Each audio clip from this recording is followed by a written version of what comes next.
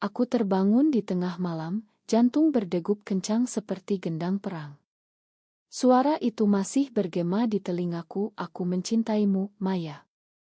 Itu suara Rina, pelatih kamp musim panas kami, tapi bukan ditujukan padaku.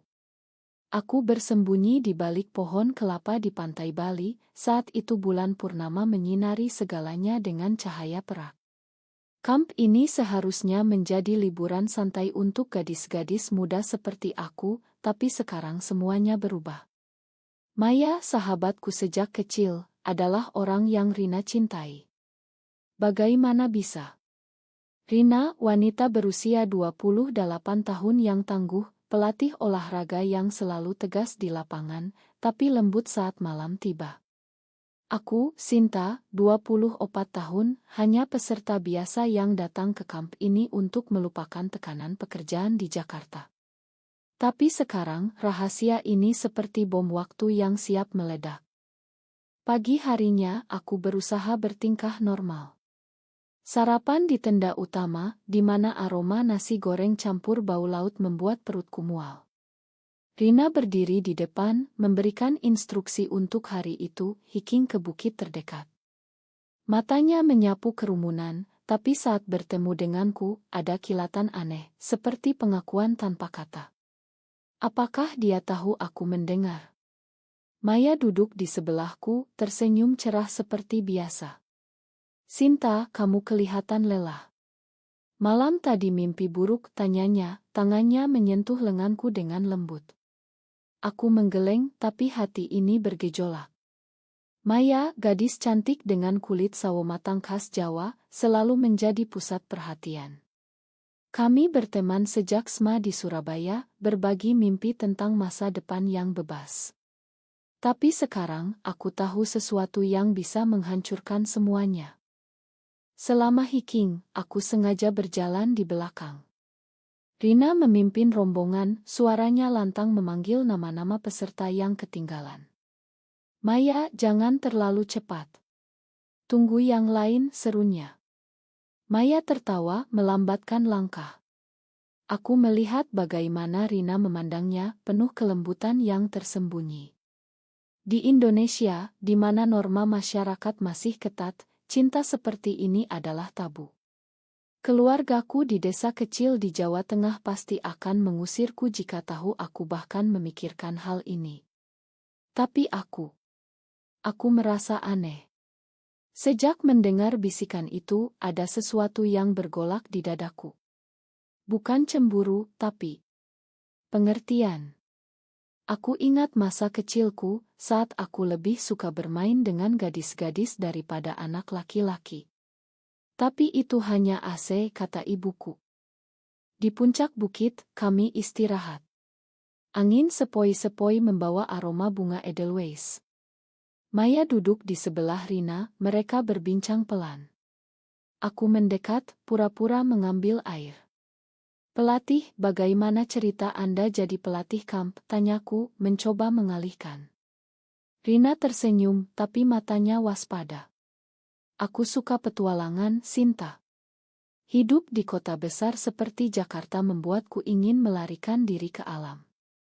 Maya mengangguk setuju. "Aku juga pelatih. Tapi keluargaku ingin aku menikah segera. Mereka bilang umur 25 sudah telat."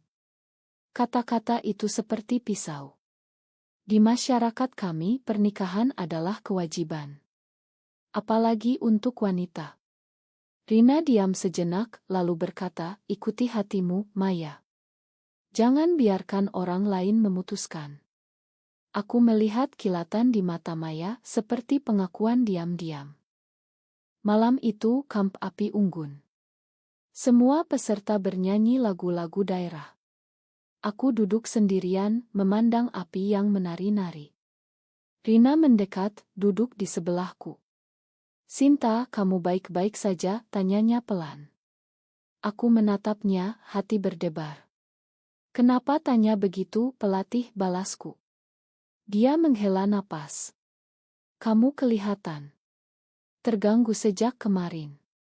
Aku hampir mengaku, tapi tahan. "Mungkin capek hiking," kataku. Tapi di dalam, aku berpikir, apakah aku harus beritahu Maya? Atau simpan rahasia ini? Ini bisa merusak persahabatan kami. Di Indonesia, di mana agama dan tradisi mengikat kuat, cinta sesama jenis bisa berujung pengucilan. Keluarga Maya Konserati, ayahnya seorang ustadz di masjid lokal. Jika tahu apa yang akan terjadi. Keesokan harinya, kegiatan renang di pantai. Air laut biru jernih, ombak bergulung lembut. Aku melihat Rina dan Maya berenang bersama, tertawa. Hati ini sakit. Bukan karena cemburu romantis, tapi karena takut kehilangan. Aku mendekat, ikut berenang. Maya, hati-hati ombak, seruku. Tapi saat itu ombak besar datang. Maya terseret, berteriak. Rina langsung menyelamatkannya, menariknya ke darat. Semua peserta panik, tapi Rina tenang. Maya, kamu baik-baik saja, tanyanya, memeluknya sebentar. Itu pelukan singkat, tapi penuh arti. Aku melihatnya dari dekat, dan saat itu, Maya memandang Rina dengan mata berbeda, mata yang penuh syukur, dan mungkin cinta. Setelah insiden itu, Maya berubah. Dia lebih sering bersama Rina, berbincang di tenda. Aku merasa ditinggalkan. Malamnya, aku konfrontasi Maya. Kamu dekat sekali sama pelatih, kataku pelan. Maya tersenyum malu. Dia orang baik, Sinta. Membuatku merasa bebas. Aku menelan ludah. Bebas dari apa, tanyaku. Dari harapan keluarga. Mereka ingin aku nikah dengan sepupu. Tapi aku nggak suka laki-laki seperti itu. Kata-kata itu membuatku terkejut. Apakah Maya juga? Tapi aku tak bertanya lebih lanjut. Malam itu aku tidur dengan pikiran berantakan. Rahasia Rina sekarang jadi beban ganda. Hari keempat kamp, kami main game tim. Rina bagi kelompok, aku dan Maya satu tim, tapi Rina di tim lawan. Saat game, ada momen di mana Rina dan Maya bertabrakan, tertawa. Aku melihat bagaimana tangan mereka saling pegang lama. Hati ini panas. Setelah game, aku tarik Maya ke samping. Apa yang terjadi antara kamu dan pelatih, tanyaku tegas. Maya terkejut. Gak ada apa-apa, Sinta. Kenapa?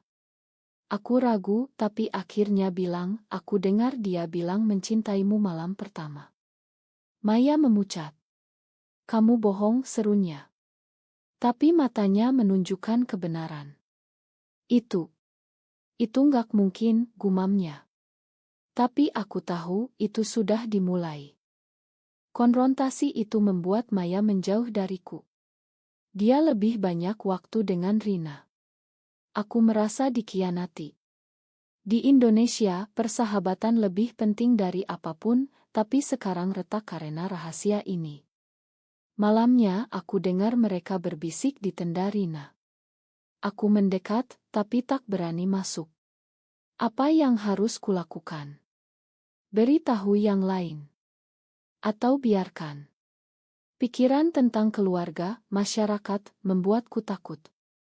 Jika ketahuan, Rina bisa kehilangan pekerjaan, Maya diusir keluarga. Dan aku yang tahu, tapi diam. Pagi kelima, suasana kamp tegang bagiku. Rina memberikan latihan yoga di pantai, matahari terbit menyinari wajah-wajah lelah. Maya berdiri di depan, mengikuti gerakan dengan anggun. Aku di belakang, tapi pikiranku melayang. Semalam setelah mendengar bisik mereka, aku tak tidur. Aku tak bisa menahan lagi, kata Rina pelan. Tapi kita harus hati-hati, Maya. Masyarakat belum siap. Maya membalas, aku juga mencintaimu, Rina. Tapi keluargaku. Suara mereka putus, tapi cukup membuatku paham. Mereka saling cinta, dan itu nyata. Selama yoga, Rina mendekatiku. Sinta, posturmu salah. Biar ku bantu, katanya, tangannya menyentuh punggungku. Sentuhan itu membuatku kaku. Terima kasih, gumamku.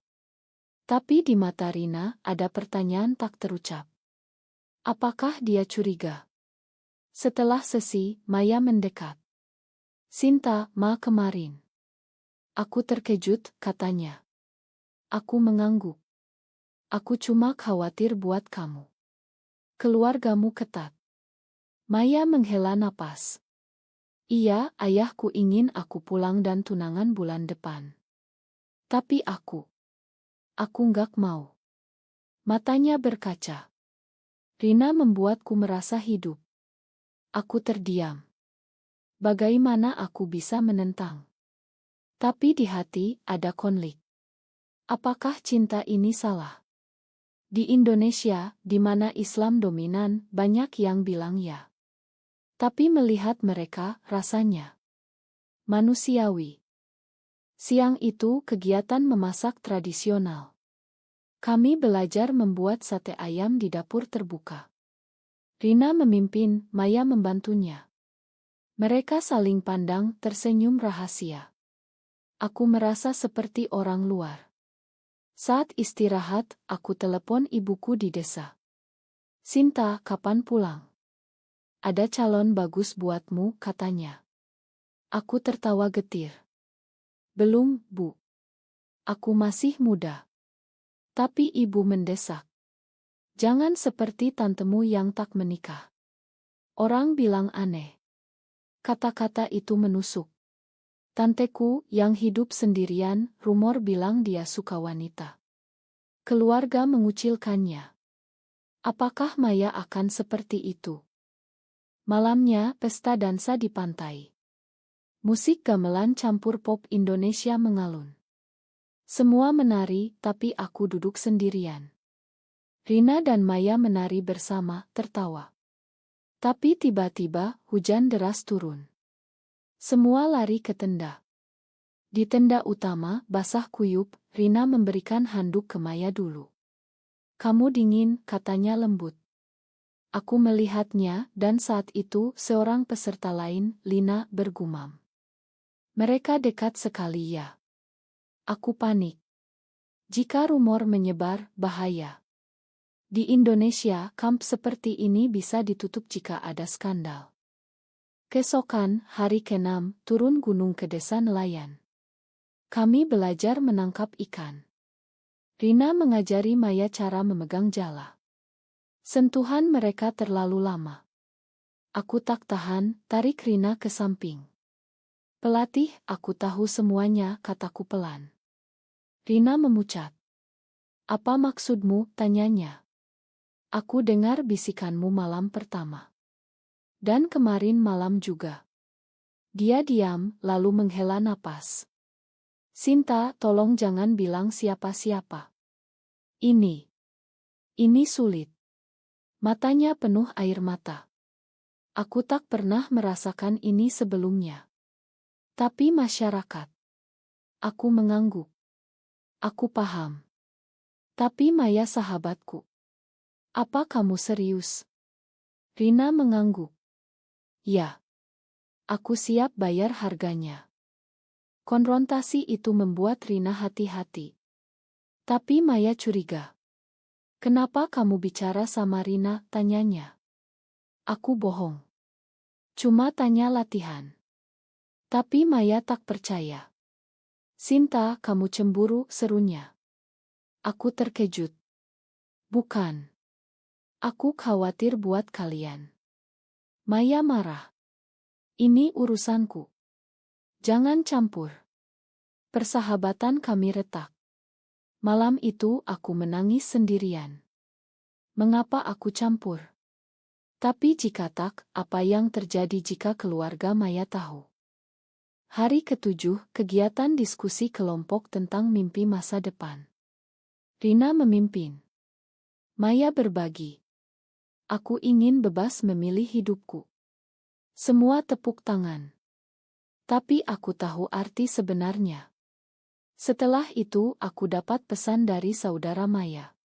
Sinta, Maya bilang dia tak mau pulang. Ada apa? Aku panik. Keluarga Maya mulai curiga.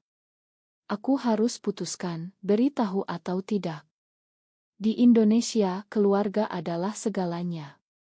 Mengkhianati Maya berarti kehilangan sahabat, tapi diam berarti membiarkan dia terluka nanti. Malamnya, aku dengar pertengkaran di tenda Rina. Kita harus berhenti, kata Maya. Keluargaku menelepon. Rina membalas, jangan. Kita bisa hadapi bersama. Tapi Maya menangis. Kamu tak tahu tekanannya. Ayahku bisa usir aku. Aku mendengar, hati hancur. Ini harga yang mereka bayar. Cinta mereka indah, tapi dunia tak inginkan. Pagi ke-8, suasana kamp mulai berubah. Rumor mulai beredar. Lina, peserta cerewet, bergosip dengan yang lain. Pelatih Rina dan Maya terlalu dekat. Kayak pacaran. Aku mendengar, langsung mendekat. Jangan ngaco, Lina. Mereka cuma teman. Tapi Lina tersenyum sinis. Kamu pembela mereka ya. Hati-hati, nanti kamu kena getahnya. Di Indonesia, gosip bisa menghancurkan reputasi. Kamp ini di Bali, tempat turis banyak, tapi norma lokal masih kuat.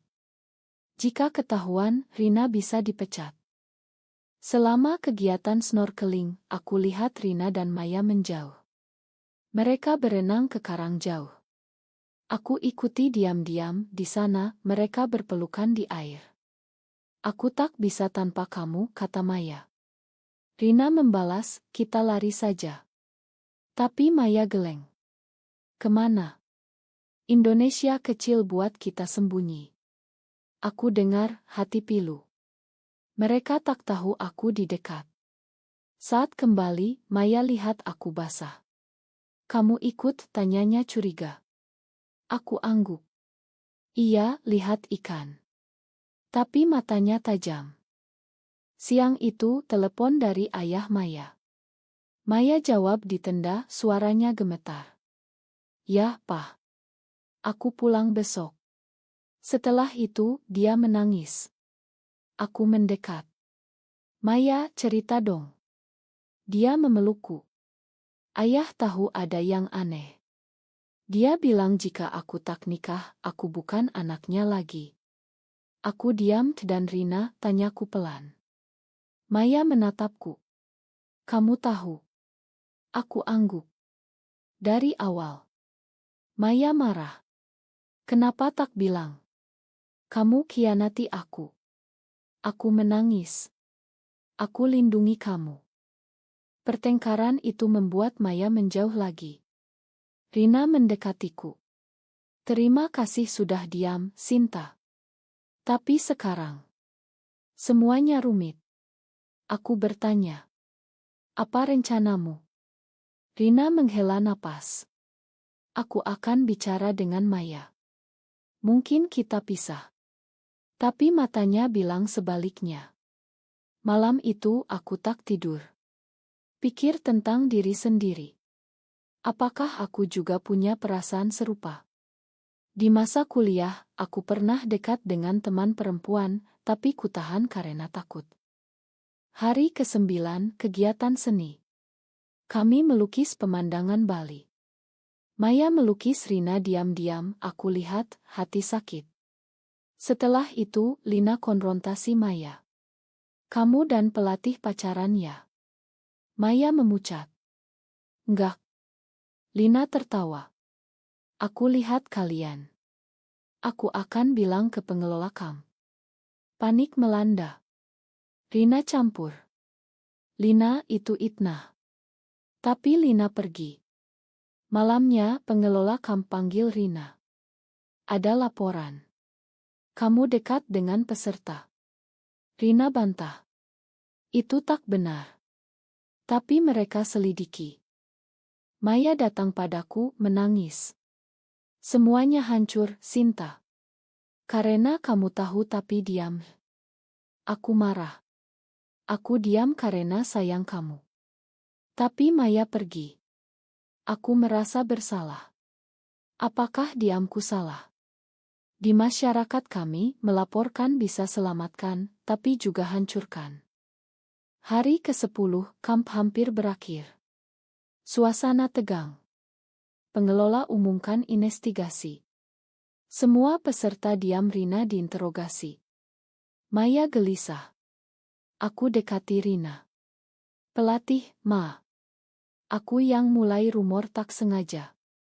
Rina geleng. Bukan salahmu. Ini takdir. Tapi matanya penuh penyesalan. Siang itu keluarga Maya datang tiba-tiba. Ayahnya, pria berjenggot, marah. Maya, pulang sekarang. Ada gosip buruk. Maya menangis. Pah, itu bohong. Tapi ayah tarik dia. Rina coba campur. Tuan, biar ku jelaskan. Ayah Maya melotot. Kamu yang rusak anakku. Dia ludahi Rina. Adegan itu chaos. Peserta lain nonton. Maya dibawa pergi. Rina berdiri sendirian, air mata mengalir. Aku dekati. Rina, Ma. Dia memelukku. Terima kasih, Sinta. Kamu teman baik. Tapi kamp bubar dini. Semua pulang. Di bus ke Jakarta, aku sendirian. Maya tak hubungi. Rina dipecat. Beberapa minggu kemudian, di Jakarta. Aku kerja kantor, tapi pikiran ke mereka. Dapat kabar Maya ditunangkan paksa. Aku telepon. Maya, jangan. Dia menangis. Aku tak punya pilihan. Rina pergi ke luar negeri. Hati hancur. Apakah ini akhir? Aku temui Rina sebelum pergi. Kenapa pergi, tanyaku. Tak ada tempat buatku di sini. Dia peluk aku. Sinta, ikuti hatimu. Jangan seperti aku, bayar mahal. Aku menangis. Mungkin aku juga suka wanita, tapi takut. Maya nikah, tapi tak bahagia. Suaminya kasar. Aku kunjungi. Maya cerai saja. Dia geleng. Keluarga tak inginkan. Tapi suatu malam, dia kabur ke rumahku. Aku tak tahan. Aku masih cinta Rina. Aku bantu dia hubungi Rina. Mereka bertemu lagi di kai rahasia. Aku ikut. Makan aku, kata Maya. Rina peluk dia. Kita mulai baru. Tapi ayah Maya tahu, datang dengan polisi. Ini maksiat, serunya. Mereka ditangkap atas tuduhan melanggar norma. Di pengadilan, aku bersaksi. Mereka saling cinta, itu bukan salah. Tapi hakim geleng. Di Indonesia, ini tak diterima. Rina dan Maya dihukum komunitas seris. Keluarga Maya usir dia. Setelah pengadilan, Maya tinggal denganku. Terima kasih, Sinta. Kamu sahabat sejati. Tapi aku lihat lukanya. Rina pindah ke Singapura, kerja baru. Mereka komunikasi diam-diam, aku renungkan hidupku. Apakah aku berani? Suatu hari, aku temui orang yang mirip, tapi takut. Tahun berlalu, Maya dan Rina bersatu lagi di luar negeri. Mereka bahagia, tapi bayar harga, kehilangan keluarga, tanah air. Aku tetap di Indonesia, berjuang lawan norma. Tapi pertanyaan tetap, apakah cinta mereka salah, atau masyarakat yang buta?